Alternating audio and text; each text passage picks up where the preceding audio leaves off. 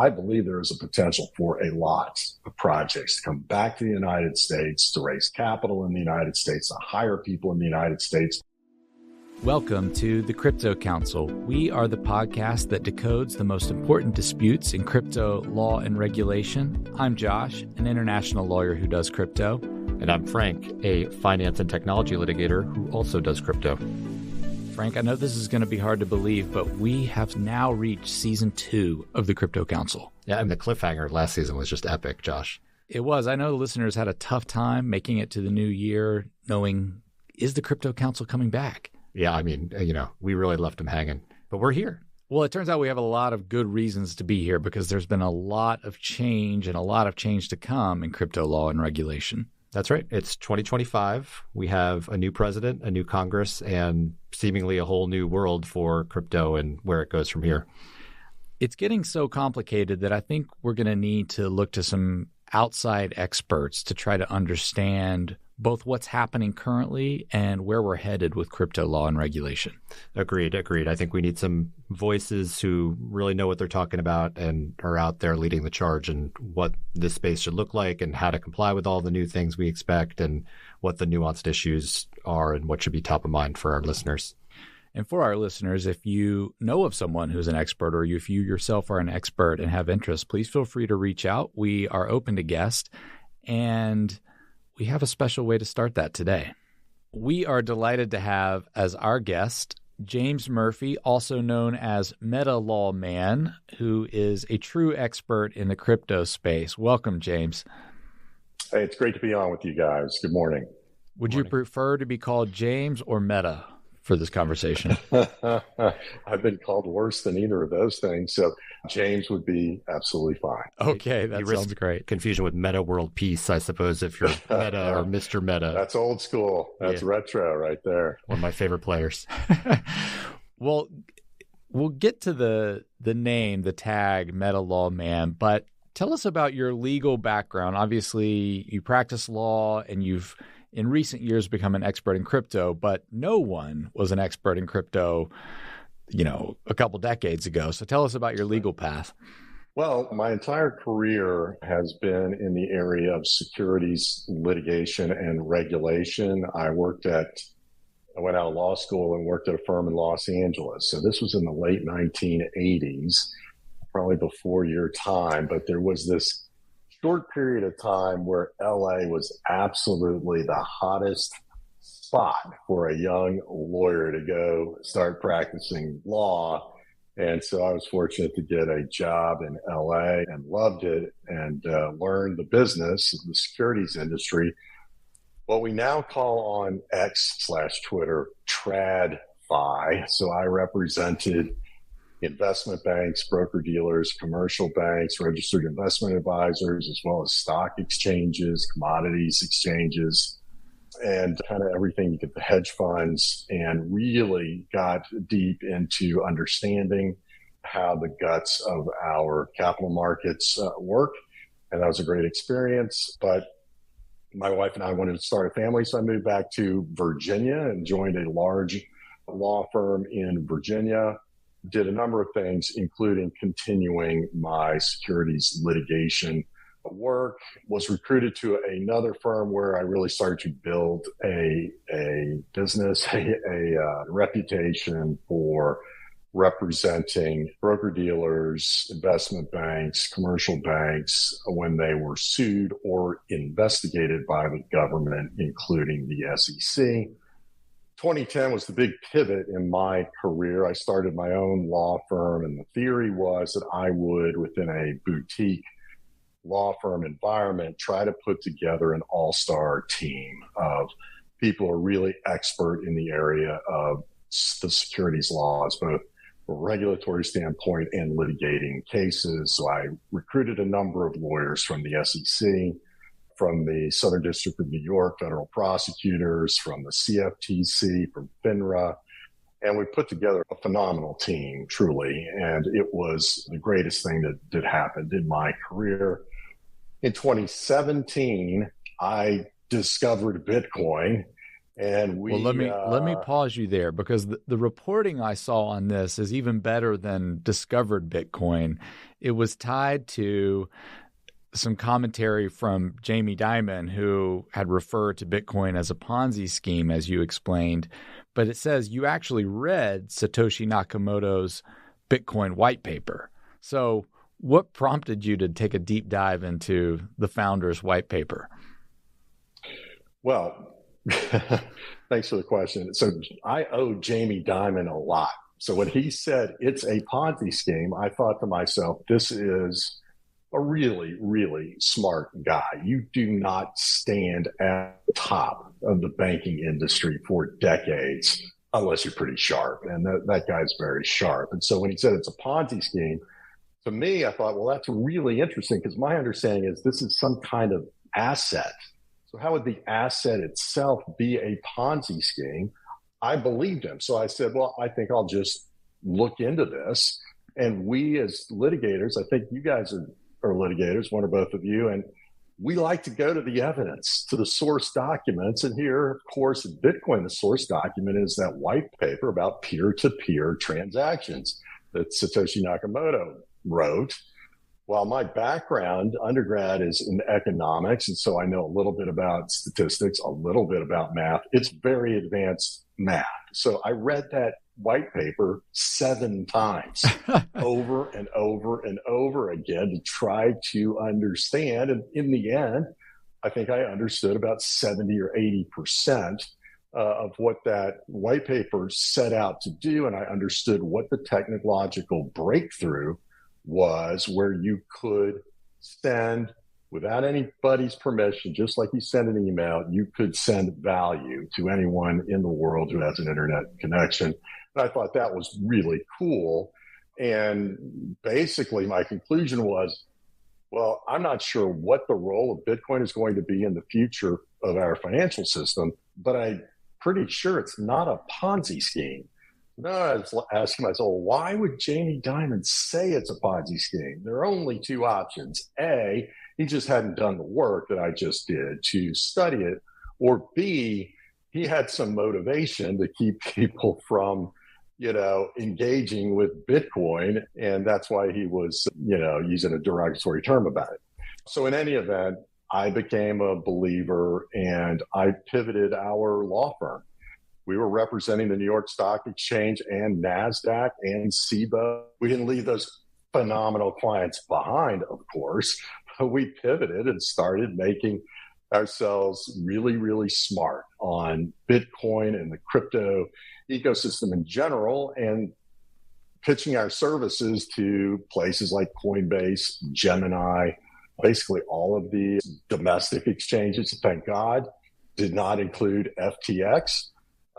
We were lucky there, I think, that we never made a connection with FTX, but we also represented a lot of entrepreneurs who were building projects using smart contracts on Ethereum. And unfortunately, in this period, they would come to us and say, hey, can we launch this project safely, legally in the United States? And we would report to them, here is the legal landscape that you face in the United States. And we would be perfectly honest with them. And of course, we had a staff of people who worked at the SEC previously. So we were giving them very good information. And more often than not, they would say, thank you so much for the information. We're out of here. We're going to Estonia. We're going, somewhere else, Singapore, whatever. We're leaving the United States. And Switzerland's really, my pet favorite. Yes, we've seen that from a lot of companies, but we're going to come to this big change in the landscape right now. But I also have to ask, because not every lawyer has over 40,000 followers on X. In addition to the pivot to crypto, it seems that you've pivoted to MetaLawMan and have really been a leading commentator in this space. What drove that change, and how have you found the debate online around crypto issues? Because we know there's a lot of it. Well, I knew absolutely nothing about social media prior to my retirement at the beginning of 2022. This is the 3-year anniversary of my retirement. I always had a goal to retire early. And, my career was focused on I'm getting out early. So I'm happily retired. So I knew nothing about social media, because if you are a leader of a law firm, there's nothing good that can come from posting on Twitter or Facebook or any of it. Either a client will be upset, or one of your partners will be upset, or something, will upset somebody. So my view was life is too short. I had learned my lesson. I gave an interview to the New York Times. They said, hey, here's a case just decided by the U.S. Supreme Court in your field. Would you like to respond? I said, yeah, sure. Gave a couple of comments. And, a couple of my partners said, that's not what we're arguing in another case. And so I learned my lesson and just stayed away really from media and social media in particular. So I jump on, and I took advice of my two sons, who are millennials, and they know what's going on. And at the time, I was interested in the metaverse. And so that's sort of where the name came from.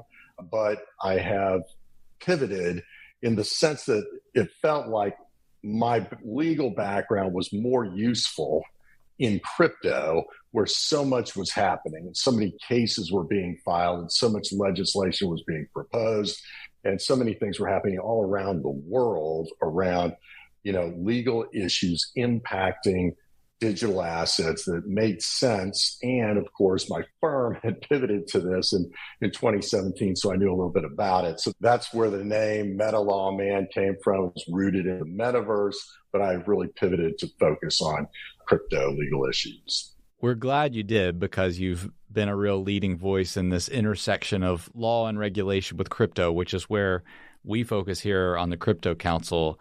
And so now, new terrain. Frank, do you think anything's going to change in the regulatory space for crypto? Yeah, I think it already has, and it already is, and it's going to continue radically. But I guess, James, a question that Josh and I have been talking about, we're interested in your thoughts, is just starting with the SEC, which is sort of the regulator that you have obviously the most experience with and has been the bedrock of your career.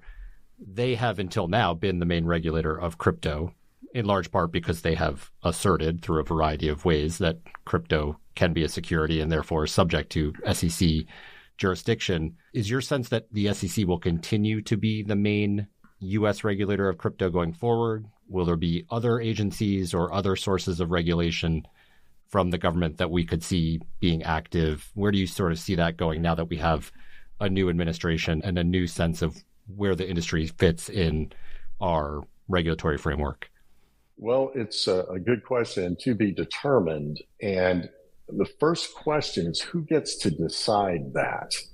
For me, it's really important that people understand that the regulators don't get to decide for themselves what they will be regulating, that it is the Congress that must first allocate responsibility for regulation of any area, of the economy, or, in this case, an asset class of digital assets. So it is to be determined. We've seen a bill passed out of the House called FIT 21.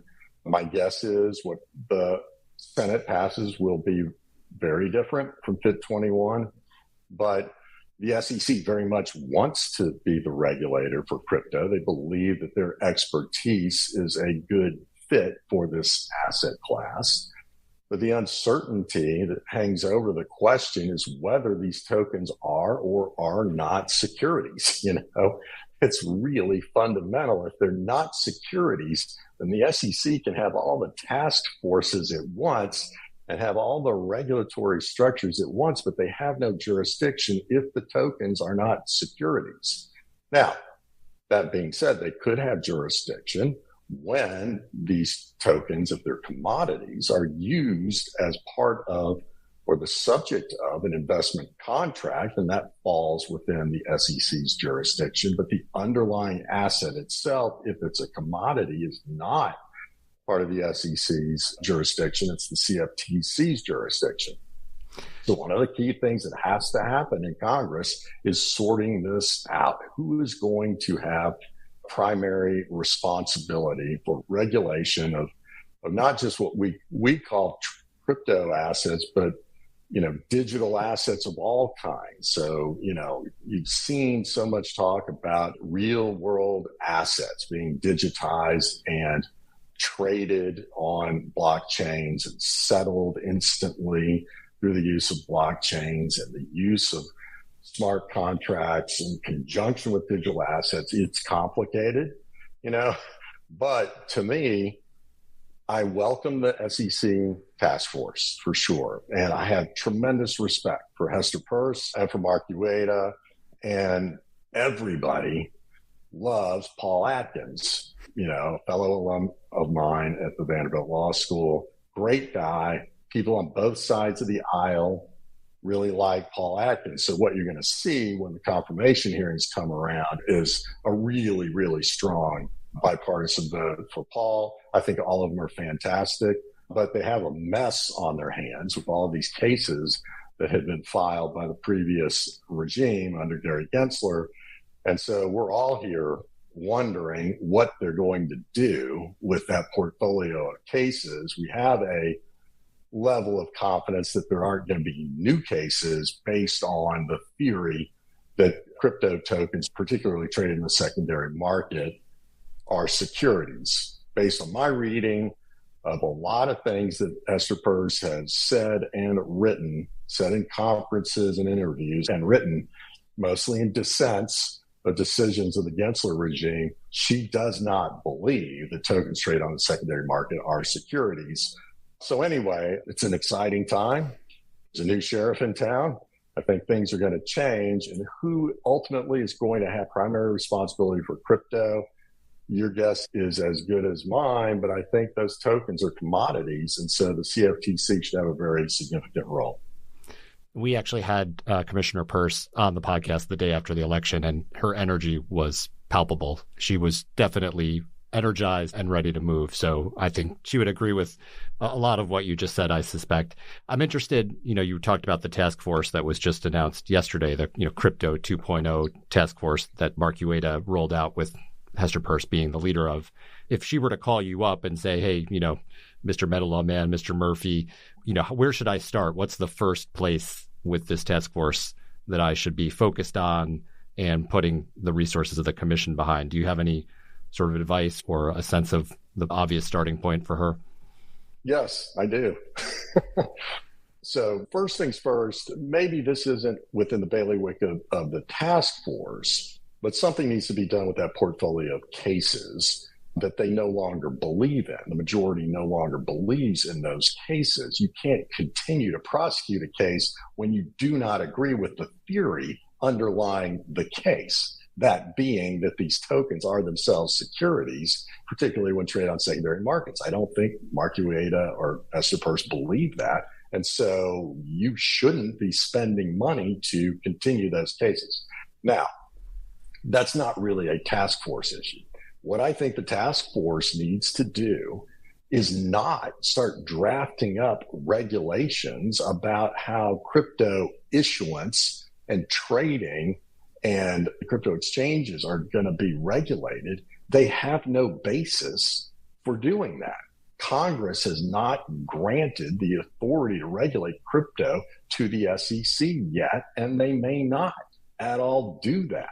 So what they should do is what Gary Gensler should have done at the beginning of his tenure, and that is engage with Congress and say, look, we have tremendous expertise in this area of trading assets and protecting investors.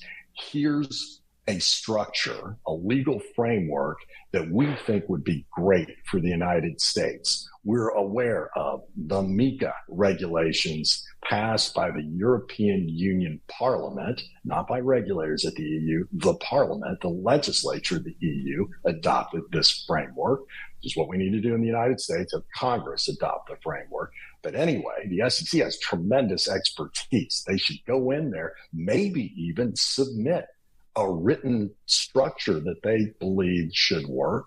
That, of course, would have to consider an allocation of responsibility as between the CFTC and the SEC. and then how, an issuer can register if what they are about to distribute in terms of tokens has characteristics of a security. If it looks like an IPO, then how should that go? Because it's very different from a company doing an IPO, as you guys know, because there you've got audited financials. Here's how much money we've been making quarter over quarter for the last 3 years or whatever. Here's, our runway, our roadmap, all of this, our plans, our risks, all of that.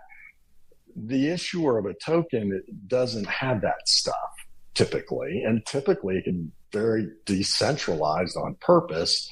So there isn't a central entity necessarily in a position to make all of those disclosures and then continue to do it on a quarterly basis going forward and filing 10Q. So a new concept needs to be conceived, because I'm all in favor of disclosure. And when Elizabeth Warren declared her anti-crypto army, I was opposed to that. I think people should be free to lose their money on any asset they want to. I think there should be disclosure so that they can make informed decisions. But I don't think the government should be deciding for people, this asset class is off limits for you, even though it's being traded in most countries all around the world. So in any event, if she had declared, I am forming an anti-fraud army, I would have volunteered to serve in that army. But that's not what she wanted to do. She wanted to kill the innovation around crypto and the smart contracts and really cool stuff that I've seen from my own clients that they're trying to do and make things more efficient and just really cool stuff. So in any event, long answer to your question, the task force needs to engage with Senator Lummis, and particularly on the Senate side, with here's what we think you ought to do. Here's why we think it would work. And here's how we think you should distinguish between crypto tokens that are commodities and those that are securities. Their suggestion may be accepted, not accepted, or improved upon, but that's how the system ought to work. That sounds like great and reasonable advice. But I just have to ask one hot news item question. You mentioned the crypto army. What's your take on the new Melania and Trump meme coins? I'm not a fan. I have mixed emotions about it. Given my last answer, I think people should be able to throw away their money on lottery tickets or whatever. And so I don't think it should be illegal to do what they did, but I'm a little uncomfortable in the sense that I think there were a lot of unsophisticated, ardent supporters of President Trump and Melania who invested, I don't even think that's the right verb, invested in the meme coin. They bought these meme coins, and many of them have lost money. And some of the insiders connected with the president, I believe, have probably made a lot of money. The thing about that is this will not be a mystery for long, because you guys know as well as I do, lawsuits are coming, and there will be discovery into exactly who got what at the beginning, the insiders and how it was all done and who benefited, at the expense of some of these really ardent supporters of President Trump. So I don't believe it should be illegal. I believe people should be able to lose their money on whatever they want, but I found it kind of unfortunate. I think it's a fascinating example that really proves your point, because these are two opposite sides of the spectrum of what can happen with regulatory uncertainty. And that's really the cloud that's been hanging over this field. Yeah, agreed. And I mean, to the point you raised earlier about the Congress needing to come in and do its job to say what the SEC or anyone else for that matter can and can't do around crypto and blockchain technology. I know you mentioned FIT 21 as a bill that is already out there. The House passed it last year. What is your take on FIT 21? I know it has proponents and detractors, people are generally happy with just the fact that it exists at some level, but I'm interested in where you sit on Fit 21. I am glad that a comprehensive market structure bill was passed by the House. I consider that a significant milestone in, reaching the ultimate destination, which should be, intelligent regulation of the field, with appropriate investor protections and disclosures to prevent fraud, provide, authority to proper agencies to prosecute fraud and all of that. I do have a pretty big problem with one aspect of the bill, and that is that it uses this concept of sufficiently decentralized to distinguish between a token that is a security and one that is a commodity. And I strongly, strongly disagree with that, because we know that is subject to manipulation. And so you can have, friends, distant cousins, whatever, own part of the overall potential issuance of the tokens and make it look decentralized when in fact it's not decentralized. And so using that as the touchstone to distinguish these categories of commodity and security is only going to lead to one thing, and that's more litigation. The issuer is going to say, no, it was decentralized. And then they're going to get sued. The SEC will say, or whoever has responsibility, say, no, it isn't.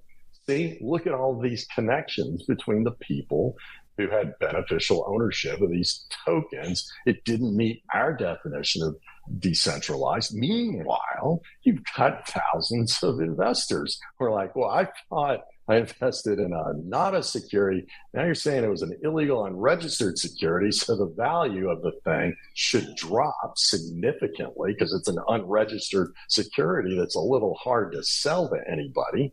And so that's terrible. What needs to happen is we need to simply use the law as it has existed since the blue sky laws that preceded the 33 and the 34 Act. And that is, in order for there to be an investment contract, the purchaser must receive some rights in the underlying project, whether equity-like rights, whether that is a right to dividends or interest payments or some other kinds of distribution, or whether it's rights to the underlying assets of the issuer. That's been the law forever. Prior to these token cases where the decisions are all over the place. And there are 6 securities scholars who filed a fantastic amicus brief. I believe it was in the Coinbase case. It was in one of the exchange cases that really opened my eyes. I am theoretically an expert in this area, but when I read that brief, how they documented every single instance of there must be some ownership of some kind, some rights in the issuing entity. And it just clicked with me. If you think of Howey, the Howey test, the investors owned land, entered into a joint venture with the promoter, and shared the profits. Well, think of crypto. None of that is present. If you invest in XRP, you're not getting dividends from Ripple. You don't have any ownership of any kind in Ripple. You're simply, your interest in XRP going up as an investment aligns to an extent your interest with the interest of people who actually own XRP. And there are people, if you want to invest in XRP, there's a way to do it. You go buy the stock, of Ripple. You buy the stock of Ripple. So in any event, that's one example. But basically, these tokens, in my opinion, are not securities. And we could have a bright line that says, if you are issuing a token that provides no rights of any kind in the holder of that token to the assets or the profits or dividends or interest payments or anything else from the project, it's not a security. It's never been a security since the beginning of the blue sky laws. So that would be my hope. Then there would be no confusion. the disclosures about that token would be quite short. You either are or are not getting some of this category of equity-like rights in the token. Then there'd be no mystery. There'd be nobody saying, oh, I thought I bought a security, now it's buy. No, it's real clear. Whereas the decentralization, how would you do that? You'd conduct your own investigation to see who the holders are, in essence, figure out the cap table and see who may be connected to whom and what the degree of decentralization is and what the secret agreements are between holders to, align and vote the same way on governance, blah, blah, blah, blah, blah. It's crazy. That should stop, needs to be excised from FIT 21. And that concludes my rant on FIT 21. It's fascinating that you mentioned this degree of decentralization because, for example, the U.S. government now holds a large amount of Bitcoin, potentially more to come if there's some strategic reserve created. So to inquire, is Bitcoin decentralized because the U.S. government owns X percentage of it? That's going to be a complicated question. So your bright line rule makes a lot of sense. Yeah, I mean, it's wild to think that having a continuing conversation about analogizing to ownership in orange groves is somehow potentially better, or not better, but at least as not bad as a zone of decentralization rabbit hole that FIT 21 might put us in. I do think that it is likely that we will get some test that is a replacement or something different than that. But I also agree with you that starting the conversation around a comprehensive bill in this space is a net positive, despite those, flaws, which are serious, but it's a big step forward, and hopefully this new Congress will finish the job and get it to where it needs to be. One thing that is difficult in this space is to predict what's coming. We've seen, maybe you are a prophet of crypto because you made the decision in 2017 to focus on this. And if we're just judging by a metric of, say, the value of Bitcoin, it has skyrocketed and continues to rise since that time. But let's say there is more regulatory clarity. There is legislation. Where do you see crypto going? I've heard three theories. One is that it settles at a certain value, that there's kind of an equilibrium somewhere. Another is that there is no limit. It's going to continue to rise in value, just using Bitcoin, for example, and it will be a method of exchange for the future. And then the third theory is that it's all going to crash. And I don't know that congressional legislation or regulation is necessarily connected to that, but obviously we now have this pivot toward a potential for more regulatory certainty. So let's assume we get that. Which path do you think is most likely for crypto? Well, I think there is a distinction here between Bitcoin and the rest of the tokens. My guess, this is not financial advice for sure, or legal advice, but my guess is that Bitcoin will continue to creep toward, slowly or rapidly toward the market cap of actual physical gold, because I do think of Bitcoin as digital gold. And, the fact that it's outperformed every other asset over the last 15 years, I would guess that can't just continue indefinitely. We're hitting law of big numbers, but it's got a multiple of whatever, 7, 8, 9 to equal physical gold. And then, Michael Saylor has many theories about what it can do after that, but it is useful. It's very portable. If you wanted to carry $1 million of gold onto an airplane, you probably have some trouble. You probably have to answer some questions, but you can take a hardware wallet and, put it in your pocket. If TSA says, "What's this?" You can say, "It's a hardware wallet," and they'll shrug their shoulders and, off you go. So I think with respect to and there's risk, there are a number of risks to that idea. Theoretically, a better Bitcoin could come along, and everybody talks about MySpace and Facebook or, whatever, one going away, Yahoo or AOL, whatever. So there are certainly threats to that trajectory. And then with respect to everything else, I feel like I'm seeing a deja vu. That's why I pivoted in 2017. I feel like I'm seeing a deja vu of the 1990s where you had a bunch of young people quitting MIT and Harvard and, really super smart guys to work on internet-based projects using this new tool of the internet to create things. Most of them failed. Most went to zero. A high, I make up a number, over 90% failed. But a few of them, are the biggest companies on the planet today, So I think that there will be some winners. I don't know how many tokens there are now. I think there are hundreds of thousands of tokens, out there. The vast, vast majority have no value, except as a casino. I think it might go up, so I'll get some and try to sell it and, whatever. But some of them have real utility.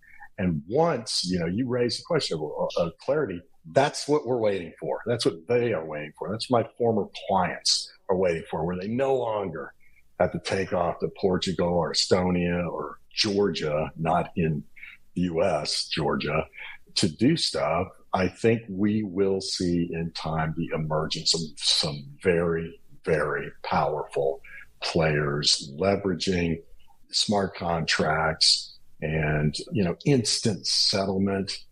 When I started in the securities regulation business, the late 1980s, it was T+3. That means your trade did not settle for 3 days. So if you sold a stock, you could not use the proceeds of that stock to buy another stock for like 4 days, and now we're down to, I think, T+1. But instantaneous settlement and 24-hour trading is coming, and blockchain is probably the best technology to accomplish that. So there are a lot of potential uses, and people talk about this idea of all real world assets being digitized so that anybody can have a tiny piece of, the Empire State Building or a railway or, whatever it might be. And so I think that is coming as well.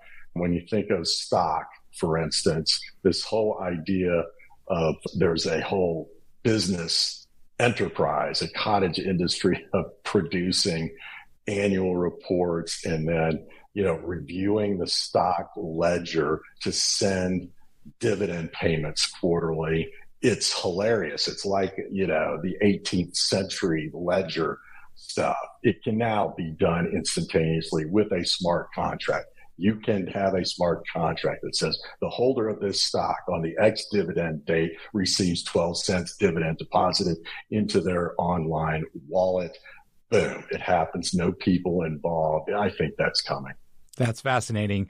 We wrote an amicus brief last year in NVIDIA's case in the Supreme Court, which ultimately did not go forward. But the brief studied this recurring theme of the 1990s legislative history around the internet and the modern era crypto. And there are remarkable parallels in the same way that no one knew whether it would be pets.com or amazon.com that became the established entity. We now know, and I think we are in a somewhat similar, although perhaps a few years advanced stage in the crypto market.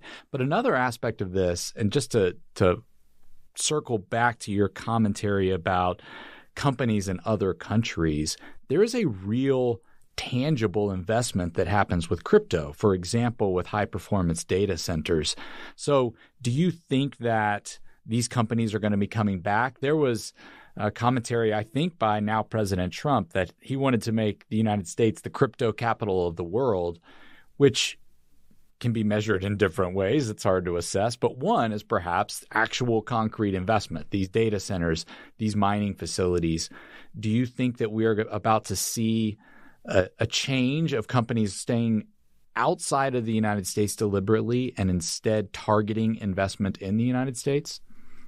Well, I do think we're going to see what is it called? Reshoring, onshoring, whatever, coming back when we have this regulatory clarity. And, there's noise about making whatever this is, US-based cryptos tax-free, like you wouldn't pay capital gains tax on tokens issued by count me in. That sounds great. That would draw in a lot. And when our clients were leaving, to go to foreign countries, they also had to geofence their project to not allow U.S. residents to invest in it, because then they'd find themselves backdoored in the jurisdiction of the United States. And so that's not good. If you're trying to raise money, there's a lot of investment capital in the United States. Okay. So you want to be here. You want to be able to access the capital that is here. So you want projects that are here that have a clear regulatory basis for what they're doing. So that when some, sophisticated investment officer of, a hedge fund or whatever is doing their due diligence, they see, okay, you are in compliance. We can allocate to this project safely. But that's not where we are now. It's a risky proposition. I know a number of hedge funds in this space now, and it's risky. So I believe there is a potential for a lot of projects to come back to the United States, to raise capital in the United States, to hire people in the United States, to leverage the infrastructure that you mentioned. And in addition to that, the president said that Bitcoin should be mined in the U.S. Now, those of us who've been around Bitcoin for a while want it to be distributed around the world, the mining to be distributed around the world, but it is good to have a lot of mining in the U.S. And I think what you're going to see is a number of states, Texas is out there ahead of the pack, but a number of states becoming very much open to and encouraging these massive data centers, because I think, to either mine or to support AI, it's going to be big. There's going to be an enormous investment in that stuff. And the question then is going to be, well, where in the world is the energy going to come from? If you speak to anybody in the energy utility business, they all tell me people have no idea how, we don't have enough infrastructure, energy generation, and energy transmission to even charge the cars that are coming on. And with these massive data centers, somebody's going to have to come up with something, whether that's, the modular small nuclear reactors or whatever it may be. We do not have an energy infrastructure for what's coming. If you look at the data, it's like mining will take 100% of the energy generation of the United States, in 8 years. And AI will also take 100% in 8 years. So something's got to give. We got to build a lot of energy generation, energy transmission for this to all work. Well, if there's one common theme we've seen in this space, it is technological innovation. So it sounds like there's a lot of opportunity for that. This has been a really fascinating discussion. We're grateful for your insights. I want to remind all the listeners to follow at MetaLawMan to hear more of this cutting analysis and insights into the law and regulation of crypto. James, any final words to embark on 2025 and the brave crypto frontiers? Well, it's going to be exciting. There really is a new sheriff in town, and the whole picture is pivoting, and people are trying to figure out what's going to happen and how quickly. And I'm just as anxious to see as anyone. But the good news is we pivoted in the right direction to really encourage innovation, and particularly these brilliant young people, quitting at Stanford and MIT to really dig in and leverage blockchain technology. That's good for America, should be encouraged. And I hope the people in Congress and our regulators don't stand in the way. I'm in favor, very much in favor of protecting investors and consumers, but we really, really need to encourage innovation in this space, just like we encourage innovation in the internet space. And we are reaping the rewards today of magnificent companies headquartered in the United States leading in that area. And we can make that happen again here. Thank you, James. Really appreciate you being on the show. Thanks, guys.